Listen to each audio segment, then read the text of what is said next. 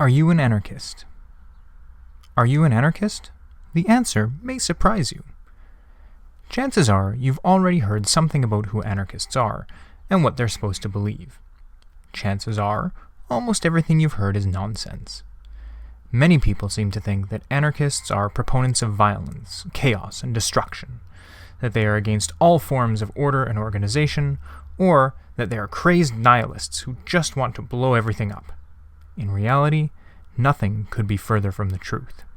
Anarchists are simply people who believe human beings are capable of behaving in a reasonable fashion without having to be forced to. It is really a very simple notion, but it's one that the rich and powerful have always found extremely dangerous. At their very simplest, anarchist beliefs turn on to two elementary assumptions. The first is that human beings are, under ordinary circumstances, about as reasonable and decent as they are allowed to be, and can organize themselves and their communities without needing to be told how. The second is that power corrupts. Most of all, anarchism is just a matter of having the courage to take the simple principles of common decency that we all live by and follow them through to their logical conclusions. Odd though this may seem, in most important ways, you are probably already an anarchist. You just don't realize it. Let's start by taking a few examples from everyday life. If there's a line to get on a crowded bus, do you wait your turn and refrain from elbowing your way past others even in the absence of police? If you answered yes, then you are used to acting like an anarchist. The most basic anarchist principle is self-organization, the assumption that human beings do not need to be threatened with prosecution in order to be able to come to reasonable understandings with each other, or to treat each other with dignity and respect. Everyone believes they are capable of behaving reasonably themselves. If they think laws and police are necessary, it is only because they don't believe that other people are. But if you think about it, don't those people all feel exactly the same way about you?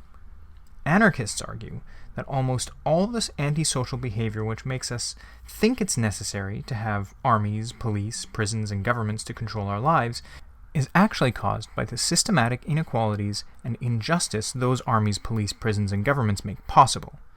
It's all a vicious cycle. If people are used to being treated like their opinions do not matter, they are likely to become angry and cynical, even violent, which of course makes it easy for those in power to say that their opinions do not matter. Once they understand that their opinions really do matter just as much as anyone else's, they tend to become remarkably understanding. To cut a long story short, anarchists believe that for the most part, it is power itself and the effects of power that make people stupid and irresponsible. Are you a member of a club or sports team or any other voluntary organization where decisions are not imposed by one leader, but made on the basis of general consent? If you answered yes, then you belong to an organization which works on anarchist principles. Another basic anarchist principle is voluntary association. This is simply a matter of applying democratic principles to ordinary life. The only difference is that anarchists believe it should be possible to have a society in which everything could be organized along these lines. All groups based on the free consent of their members, and therefore that all top-down military styles of organization, like armies or bureaucracies or large corporations, based on chains of command, would no longer be necessary.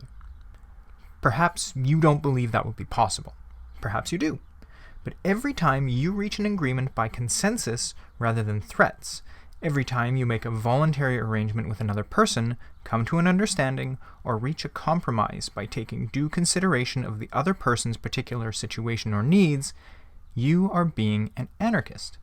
And you don't even realize it. Anarchism is just the way people act when they are free to do as they choose and when they deal with others who are equally free, and therefore aware of the responsibility to others that entails.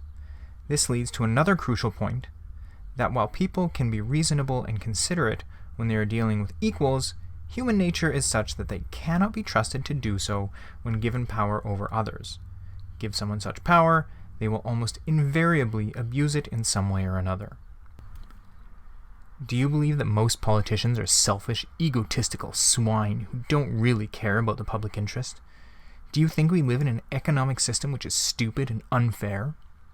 If you answered yes, then you subscribe to the anarchist critique of today's society, at least in its broadest outlines.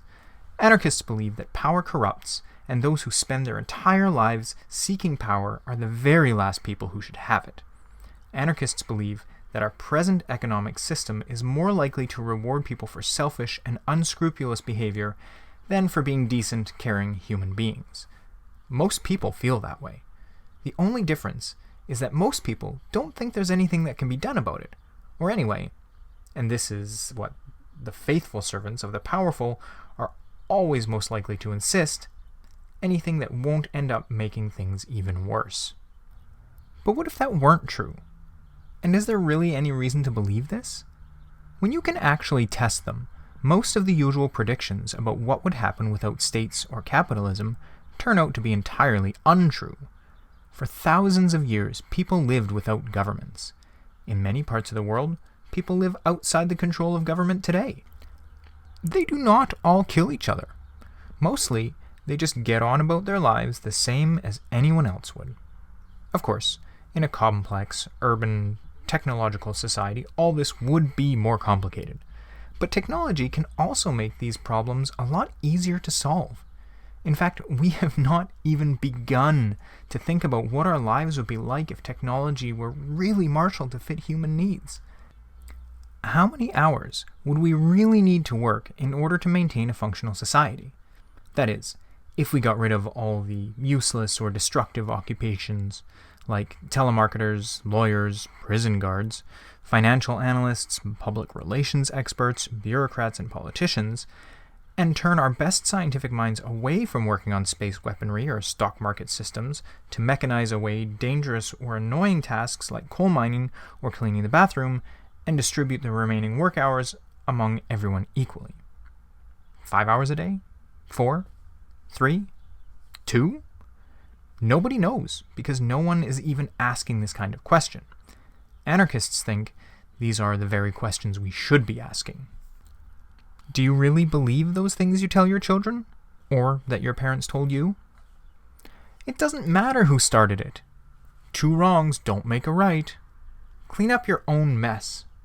Do unto others. Don't be mean to people just because they're different.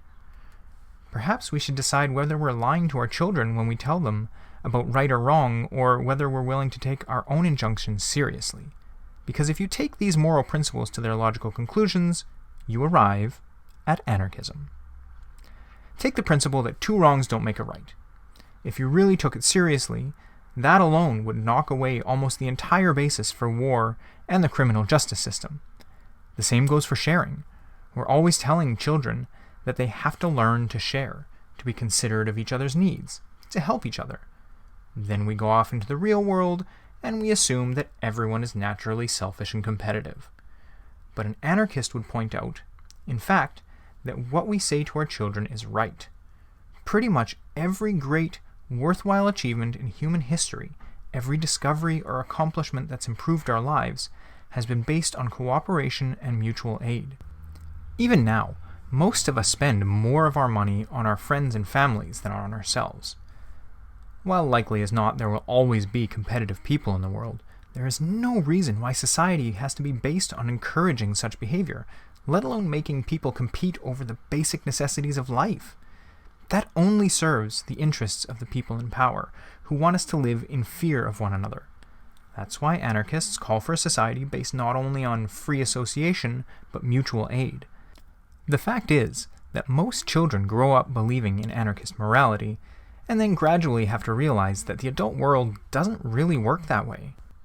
That's why so many become rebellious or alienated, even suicidal as adolescents, and finally resigned and bitter as adults.